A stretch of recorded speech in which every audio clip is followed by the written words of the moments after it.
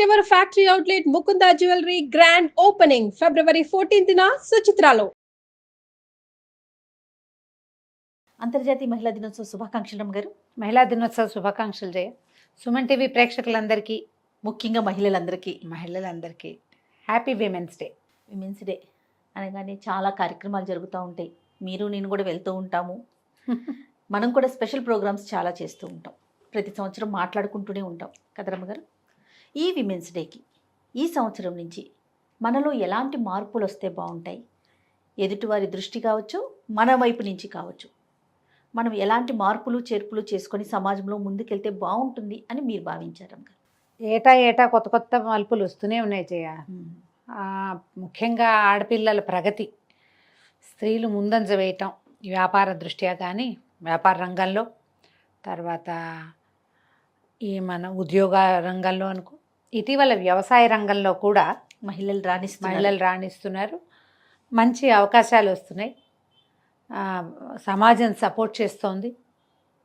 కుటుంబపు support కూడా ఖచ్చితంగా ఉంటుంది, లేకపోతే ముందుకెళ్ళలేకపోతాం. కాబట్టి రకరకాల ప్రెషర్స్కి గురవుతూనే, ఇంటా బయట ఎన్నో రకాల ఇబ్బందులు పడుతూనే ముందంజ వేయాలనే చూస్తున్న ఆధునిక మహిళ ఈ రోజున చాలా ప్రత్యేకంగా కనపడుతుంది.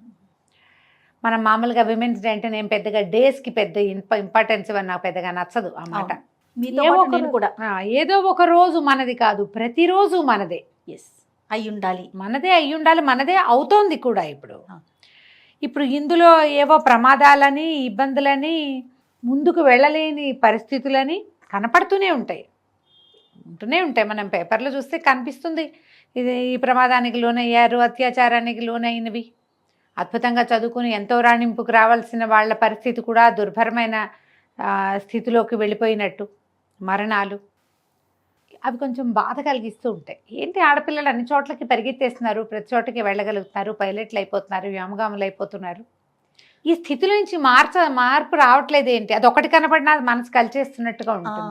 ఇంత 100% సక్సెస్ని చూసినా ఒక్క ఇన్సిడెంట్ విన్నప్పుడు అయ్యో ఏంటి మనం బలహీన పడిపోతున్నామా, దొరికిపోతున్నామా, ఇంకా ఇప్పటికీ మన సహయోగం లేకుండా ప్రపంచం ముందుకు నడిచే స్థితి లేని పూర్తి రోజు వచ్చేసినా కూడా మనం ఎక్కడో దొరికిపోతున్నామా?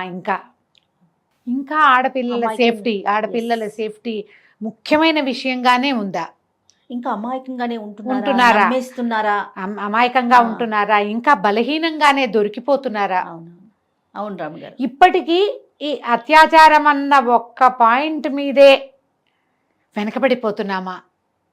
అలా అనిపిస్తుంటుంది జయ. అది చూసినప్పుడల్లా నాకు దుఃఖంగా ఉంటుంది. అసలు ఎలాంటి యూనివర్సిటీస్లో, ఎలాంటి కోర్సెస్లో ఆడపిల్లలకి సమాన స్థాయిలో మగపిల్లలతోటి ధీటుగా పరిగెడుతున్నారు. ఇందాక మీరు వ్యవసాయం అన్నారు కదా రమ్మగారు. మన దేశాల్లోనే కాదు, విదేశాల్లో కూడా మన మహిళలు వ్యవసాయ రంగం అంటే ఏంటో చేసి చూపిస్తున్నారు. మన తెలుగుడి సత్తా ఏంటో చూపిస్తున్నారు. ఎంత మంది మహిళలు ఉన్నారు. అవును, వ్యాపార రంగంలో కూడా చాలా మంచి గట్టిగా ఉన్నారు. అన్ని రంగాల్లో ఉండి ఎక్కడో ఒక చోట ఓ చిన్న పిల్లో, ఒక చదువుకున్న అమ్మాయో, ఓ వ్యాపారవేత్తో, ఒక వృత్తి విద్యా నిపుణురాలో, ఇవన్నీ కాకపోతే ఇళ్లల్లో ఉన్నవాళ్ళు దౌష్ట్యానికి దొరికిపోతున్నాం. ఇప్పుడు మనం దొరికిపోవటమా, అవతల వాళ్ళు దౌష్ట్యాలు మానుకోకపోవటమా? మనం దొరకటమే కాదు, ఇప్పుడు మనం దొరికామంటే మనకే దొరకట్లేదు కదా, ఇతరులకి దొరికేస్తున్నాం మనం. అవతల వాళ్ళు ఎందుకు తమతో సమానంగా రాణించగలిగే సహాధ్యాయినో లేకపోతే సహోద్యోగినో సహించలేకపోతున్నారా వీళ్ళు? అలా అనిపిస్తుంది. అంతేగా, అంత ఓర్చుకోలేని తనం ఎందుకుంటోంది?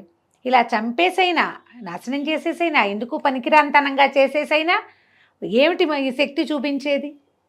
తెల్లారు లేస్తే ఆడవాళ్ళు లేనిదే సాగదే, అమ్మ లేనిదే నువ్వు లేవు, పెళ్ళాం లేనిదే నీ కథ నడవదు, పిల్లలు లేనిదే నువ్వు ప్రూవ్ అవ్వవు. పూర్తిగా ఆడవాళ్ళతోటే కదా జయ. ప్రతి చోట స్త్రీ అవసరం ఉంది కదా. మరి ఎందుకు తమతో పాటు నడవాల్సిన వాళ్ళని, తమతో పాటు ముందుకు రావాల్సిన వాళ్ళని ఎక్కడో చోట ఇలాంటిది ఏదో ఒకటి చేసేసైనా వీళ్ళని వెనక్కి దూసేయాలనే ధోరణిలో ఇంకా ఉన్నారా వీళ్ళు? వాళ్ళకి నేర్పాలేమో అనిపిస్తుంది జయ నాకు.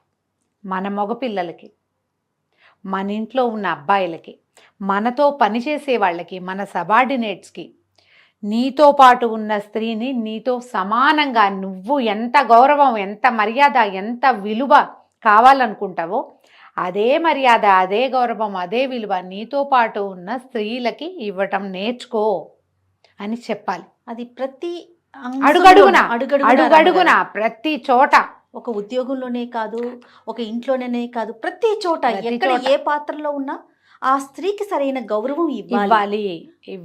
మీరు ఏది కోరుకుంటున్నారో తను కూడా అదే కోరుకుంటుంది, అదే కోరుకుంటారు. కానీ చాలా మంచి వ్యాలిడ్ పాయింట్ రమ్మగారు. అది ఎందుకు మనకు అక్కర్లేదు, ఇది మనకు అవసరం లేదు అని మానేసేందుకు. ఇది మనం 100 ఏళ్ల వెనకబడి లేం కదా. అవును, లేము.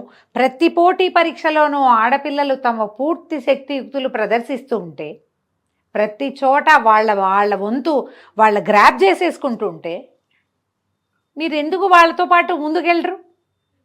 వాళ్ళని మీతో పాటు ఎందుకు ముందుకు తీసుకెళ్ళరు? ఎందుకు గౌరవించరు? ఈ గౌరవం మనం అడిగితే రాదు జయ, నేర్పితే వస్తుంది. 100% నేర్పాలి ప్రతి తల్లి. ఈ ఉమెన్స్ డే రోజున మనం చేయవలసింది ఏంటంటే, ఏడుస్తుంటే ఆడపిల్లలాగా ఏడుస్తున్నావు లాంటి మాటలు అనకండి. ఆడదానిలాగా చేతకంతనంగా ఉన్నావు అనద్దు. ఆడాళ్ళు చేతకాని వాళ్ళు కాదు. ఆ చేతకాని వాళ్ళైతే నువ్వు ఎట్లా పుట్టేవు? నువ్వు ఒక ఆడది చచ్చితేనే బతికేవు, పుట్టేవు నువ్వు. లేకపోతే నువ్వైతే చచ్చి బతకలేదు కదా. అంతేగా, నువ్వైతే కాదు. ఒక ఆడది చస్తేనే ఒక శిశుజననం జరుగుతుంది. చచ్చినంత పని అయితేనే. నీకు మందు ఇదివరకటి లేవు, మందులు లేవు, మాకులు లేవమ్మా. ఇప్పుడు హాస్పిటల్స్ వచ్చినాయి, అడుగడుగున మందులు వచ్చినాయి, ఫోలిక్ యాసిడ్ వచ్చింది, కాల్షియం వచ్చింది, ఐరన్ వచ్చింది, బాగానే ఉంది. నొప్పి అది ఉందా లేదా? ఉంది కదా. బరువు అది ఉంది. 9 నెలలు ఇంత సమయం అది ఉంది. ఉన్నప్పుడు దానికి తగిన గౌరవం నువ్వెందుకు ఇవ్వవు? నువ్వు ఇవ్వట్లేదంటే నువ్వు నీ పుటక్కే గౌరవం ఇవ్వటం లేదు కదా. దాన్ని గౌరవించడం మనతోటి ఉన్న మగవాళ్ళకి నేర్పాలి. మీరు విమెన్స్ డే సెలబ్రేషన్ అంటే మనమే 10 మంది కలిసి మనమే మాట్లాడుకుని మనమే జై కొట్టుకుంటేనా? కాదు. మన ఇంట్లో ఉన్న పిల్లలకి మంచి మాట చెప్పండి. మీరు అత్తగారులు అయినప్పుడు, నాయనమ్మలు అమ్మమ్మలు అయినప్పుడు, ఒక పక్కింటి వాళ్ళ అమ్మాయి గురించి మాట్లాడేటప్పుడు మనలాంటి ఆడపుట్టుకని తేలిక చెయ్యొద్దు. ఆ చులకన భావం మన దగ్గర పోగొట్టుకోవాలి. మనం దానికి వెయిట్ ఇవ్వాలి. నేను చిన్న వీడియోలు చూస్తాను జయ, అప్పుడప్పుడు కొన్ని భలే నచ్చుతాయి నాకు. అందులో ఒకటి ఇప్పుడు చెప్తా చూడు. ఒక కోడలు ఏదో తుడుస్తూ ఉంటుంది, అత్తగారు అడుగుతుంది, క్యా కర్ రే హో బేటా అని. సాఫ్ కర్ రే హూ మాచి అంటుంది. అజా ఇదరా అని పిలుస్తుంది. అత్త కోడలు పక్క పక్కన కూర్చుంటారు. తేరా మాయకా నయ్యే మేరా మాయకా నయ్యే హమ్ క్యూ కరే అంటుంది. తో కౌన్ కర్తా హై అని అడుగుతుంది కోడలు. అడిగితే జిస్కా మాయకా హై ఓ కరేగా హమ్ క్యూ కరేగా అంట. అత్తగారు చేయదు, కోడలు చేయదు, వాళ్ళ అమ్మాయిలు వాడే తుడుచుకుంటాడు, మానుకుంటాడులే. తల్లులు అత్తగారులు ఇలా మాట్లాడగలిగే రోజు వస్తే మనం హ్యాపీ విమెన్స్ డే చెప్పుకోవచ్చు. Super concept. మీరు గనక ఒక అత్తగారైతే, మీరు అమ్మగా ఉంటే మీ పిల్లల్ని ముందుకు తీసుకెళ్తారు. మీరు అత్తగారైనప్పుడు మీ కోడల్ని ముందుకు తీసుకెళ్ళండి, ఆ రోజు హ్యాపీ విమెన్స్ డే అవుతుంది. మీరు ఒక సంస్థలో పెద్ద పోస్ట్లో ఉంటే మీ కింద ఉన్న ఆడపిల్లలు మీలాగానే తలెత్తుకుని ఉండగలిగే స్థితి కల్పించండి, అప్పుడు హ్యాపీ విమెన్స్ డే. మీరు ఒక కాలేజ్ ప్రిన్సిపల్గానో, ఒక స్కూల్కి హెడ్ మిస్ట్రెస్గానో ఉండి చాలామంది ఆడపిల్లల్ని మీరు చదివించేటప్పుడు ఆడపిల్లలు ఒద్దిగ్గా ఉండాలి కాదు చెప్పాల్సింది, మగపిల్లల్ని లైన్లో ఉంచాలని నేర్పించండి, అప్పుడు హ్యాపీ విమెన్స్ డే. అప్పుడు కదా జరిగేది. ప్రతి వాళ్ళు ఒద్దిగ్గానే ఉండాలమ్మా. ఆడకైనా మగకైనా ఒద్దిక అవసరమే. వీళ్ళని మాత్రమే లైన్లో పెట్టి వాళ్ళని వదిలేస్తామంటే అచ్చుపోసి అట్లా కుదరదుగా. వీళ్ళు లైన్లో ఉండాలంటే ఆ లైన్కి గీతల్లో నుంచోటం వాళ్ళకు కూడా రావాలి. అది నేర్పించేందుకు ఈ విమెన్స్ డే రోజున కంకణం కట్టుకోండి. మీ ఇంట్లో నుంచే స్టార్ట్ చేయండి, మీరున్న సంస్థల్లోనే మొదలు పెట్టండి. ఒక 5-10 ఏళ్ళకైనా మనం ఇలా రోజు చూసేటువంటి సంఘటనలు పేపర్లో నెలకో 2 నెలలకో 3 నెలలకో ఎక్కడో తప్పిదగిన యాక్సిడెంట్ అట్లా చూడగలిగితే మనం హ్యాపీ విమెన్స్ డే చేసుకోవచ్చు. తప్పకుండా రమ్మగారు. మరి ఆడపిల్లలకి ఇదే వారికి కూడా వీళ్ళకి కూడా ఆడపిల్లలు ఇప్పుడు మనం సరిగ్గా ఇప్పుడు మనం ఒకళ్ళని లైన్లో పెట్టాలి. నువ్వు అవతల వాళ్ళకి లైన్ చూపించాలంటే నువ్వేం చేయాలి? ముందు ఖచ్చితంగా లైన్లో ఉండాలి. నువ్వు లైన్లో ఉండాలి. నీకు ఒక హద్దు ఉండాలి. విలువలు పోగొట్టుకోవద్దు, మర్యాద వదిలిపెట్టుకోవద్దు. నువ్వు విలువ మర్యాద రెండు ఉండాలంటే ఓ అందులో ఉండాలి. కొన్ని గీతలు ఉండాలి, బ్యారికేడ్స్ ఉండాలి ప్రతి పద్ధతికి, ప్రతి విషయానికి. నేను హద్దులు దాటుతాను, నా ఇష్టం, అమ్మ నాన్న మాట విన్ను, నా ఇష్టారాజ్యంగా నేను చేస్తాను. అవతల వాడి దారిలో ఉండాలంటే ఉండరు అట్లా. అది నువ్వు ఒక గీతలో ఉండు, అవతల వాళ్ళని ఆ గీత లోపలికి లాగి నుంచోబెట్టగలుగుతావు. నీకే గీతలు లేకపోతే అవతల వాళ్ళకు కూడా ఉండవు. ఇప్పుడు వాడికి ఉండాలి, వాళ్ళని పద్ధతిలో ఉంచాలనుకో, అదే కదా చెప్పుకుంటున్నాము. మరి దానికి ముందు మనం ఉంచవాలిగా అక్కడ. ఎస్, మనకి కూడా కొన్ని హద్దులు, సరిహద్దులు, పద్ధతి, విధానము, ఎథికల్గా ఉండటము, ఇది బై ప్రాక్టీస్ రావాలి జయ. సడన్గా పెద్దవాళ్ళం అయిపోయాక ఏమిటో వచ్చేదు, ముందు నుంచే ఉండాలి అది. కనీసం ఈ విషయంలో నేను ఇలా ఖచ్చితంగా ఉంటాను, నేను సరైన పనే చేస్తా, చెడ్డది చెయ్యను, ఎవరితోటైనా ఒక మాట అనిపించుకోవడానికి సిద్ధంగా ఉండను, నేను అసలు మాట అనేదాకా రావద్దు. అసలు ఆ ధోరణి ఉండాలి. ఉంటే మనం ఎప్పుడు హ్యాపీ విమెన్స్ డే చేసుకోగలుగుతాం. ప్రతిరోజు మనదే అవుతుంది. అంతే కదా రమ్మగారు. ధైర్యంగా ఉండటం, ఏ కష్టం వచ్చినా సరే నిలబడి ఉండటం, ప్రతి సమస్యకి ఒక పరిష్కారం ఉంటుందని ఆలోచించటం. అంతే కదా రమ్మగారు. రీసెంట్గా నేను సోషల్ మీడియాలో ఒక చిన్న న్యూస్ చూశానండి, ఈ సందర్భంగా మీతో షేర్ చేసుకుంటాను. ఒక అమ్మాయి, ఆదిలాబాద్లో ఉన్న ఒక అమ్మాయి, తలసేమియా వ్యాధితో పుట్టినప్పటి నుంచి తనకు ఆ ఇష్యూ ఉంది. మరి మీరు చూసారో లేదో, ఓకే, ప్రతి 15 రోజులకి ఒకసారి తలసేమియా అంటే బ్లడ్ మళ్ళీ ఎక్కించుకుంటూ ఉండాలి కదా. పేరెంట్స్ అట్లాగే పెంచారు, పెద్దదయ్యింది. పక్కింటి అబ్బాయి ఇష్టపడ్డాడు ఈ అమ్మాయిని, పెళ్లి చేసుకుంటానని అడిగాడు. వీళ్ళ పేరెంట్స్ డాక్టర్ రిపోర్ట్స్ ఇచ్చి, బాబు ఇది మా అమ్మాయి పరిస్థితి, అయినా సరే నువ్వు చేసుకుంటానంటే మీ పెద్దవాళ్ళని ఒప్పించి తీసుకురా, అప్పుడు పెళ్లి చేస్తామన్నారు. వాళ్ళ పెద్దవాళ్ళని అడిగితే అబ్బాయి తరపున అసలు ససేమిరా అన్నారు. అయినా సరే ఈ అమ్మాయికి ఈ వ్యాధి ఉన్నా సరే నేను ఈ అమ్మాయిని ఎట్టి పరిస్థితుల్లో పెళ్లి చేసుకుంటానని చెప్పి అతను పెళ్లి చేసుకున్నాడు. నాకు తెలిసి, అంటే నేను స్టోరీ చదివిన దాన్ని బట్టి ఫైనాన్షియల్గా కాస్త బెటరేనేమో అనిపించింది.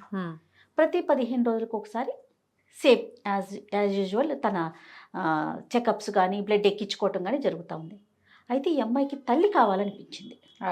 డాక్టర్స్ ఏం చెప్పారు, నువ్వు తల్లి అయ్యావంటే కనుక పుట్టే బిడ్డకి ప్రమాదం, 15 రోజులకు ఒకసారి బ్లడ్ ఎక్కించుకోవటం అనేది చాలా రిస్క్తో కూడుకున్నది కదా. అయినా సరే ఎట్టి పరిస్థితుల్లో నేను తల్లినై చూపించాలంటే ఫస్ట్ కేసు అంటారు అమ్మగారు, తలసేమియా బాధితులు ప్రెగ్నెన్సీ రావటం. 3 months వరకు అసలు ఎవరికి చెప్పొద్దని చెప్పారంట డాక్టర్స్. ఎక్కడ నువ్వు షేర్ చేయొద్దమ్మా అని ఇంట్లో వాళ్ళకి కూడా చెప్పకుండా ఉంచి, తర్వాత 3 months తర్వాత నేను ప్రెగ్నెంట్ అని చెప్పి హాస్పిటల్లోనే ఉండి ఒక బిడ్డకి తల్లి అయ్యింది రమ్మగారు. 36 సార్లు ఆ అమ్మాయి ప్రెగ్నెన్సీలో బ్లడ్ ఎక్కించుకుందట. 36 సార్లు. అంటే నేను ఇప్పుడు ఈ విషయం ఎందుకు చెప్తున్నానంటే, విల్ పవర్ చూడండి. తను ఎట్టి పరిస్థితుల్లో నేను తల్లినై చూపించాలి, డాక్టర్ల సహకారం కూడా, అది చూడండి. ఆ విల్ పవర్తో, అంటే ఎలాంటి సమస్య ఉన్నా కూడా మనము నిజంగా జయించగలము అనుకుంటే దాన్ని ముందుకు తీసుకెళ్ళగలుగుతాం. అంటే మనకు ఉండాలి ఆ రకమైంది. డాక్టర్ గారు కింద ఒక చిన్న లైన్ ఇచ్చారనమాట, మా మందులు 40% పనిచేసినాయి, ఆ అమ్మాయి విల్ పవర్ 60% పనిచేసింది. అంటే మనోధైర్యానికి మించిన మందు లేదు. ఆడపిల్లలకి ఈ అమ్మాయి బెస్ట్ ఎగ్జాంపుల్. తను చనిపోతుంది, ఒకవేళ చనిపోయినా పర్వాలేదు కానీ నేను ఒక బిడ్డకి తల్లినవ్వాలి అనే ఆ కాన్సెప్ట్ ముందుకు తీసుకెళ్ళింది. చాలా హ్యాపీగా అనిపించింది ఆ స్టోరీ చదివినప్పుడు. అంటే మనం చిన్న చిన్న సమస్యలకి కృంగిపోవటం, మనం తను అంటే ఏదైనా చిన్న ప్రాబ్లమ్స్ రాగానే పరిగెత్తేసి ఎక్కడైనా దూకేసి తాగేసి బిడ్డలు కూడా ప్రధానికి చచ్చిపోవడమే అల్టిమేట్ గా. చనిపోతాను, నేను ఇంక బతకను, నేను వెళ్ళిపోతాను, నేను అయిపోతాను. ఊరికే చిన్న చిన్నవి పుట్టింటికి పంపలేదని, అది అనుకున్నది వస్తువు కొనలేదని, అనుకున్నట్టుగా ఫంక్షన్ చేయలేదని, అలాంటి వాటికి కూడా వాటికే చచ్చిపోవాలా? అవును, వచ్చే ఏడాది చేసుకోకూడదా? చేసుకోవచ్చు కదా. అలాంటి వారికి వీళ్ళు బెస్ట్ ఎగ్జాంపుల్. నిజంగా చాలా మంచిగా అనిపించింది ఆ స్టోరీ చదివిన. ఈ విమెన్స్ డే సందర్భంగా ఇట్లాంటి ఒక మంచి అద్భుతమైన విల్ పవర్ ఉన్న ఒక అమ్మాయి విషయం మనం ఇలా పబ్లిక్ చెప్పడం కూడా చాలా అద్భుతమైన సంగతి. ఎవరైనా సరే మనిషి అన్నవాడికి విల్ పవర్ అవసరం. ఆడవాళ్ళు ఎంత స్ట్రాంగ్గా ఉంటే కుటుంబం అంత స్ట్రాంగ్గా ఉంటుంది. ఫ్యామిలీ స్ట్రాంగ్గా ఉంటే సొసైటీ స్ట్రెంగ్దెన్ అవుతుంది. గుడ్ సొసైటీ వల్లే భారతదేశం బాగుపడుతుంది. అంతే రమ్మగారు. దేశాన్ని ముందుకు తీసుకెళ్ళడానికి ఆడపిల్లలు తమ యొక్క విల్ పవర్ తోటి దీన్ని ముందుకు తీసుకెళ్ళాలి. రైట్. నమస్తే రమ్మగారు. నమస్తే జయ.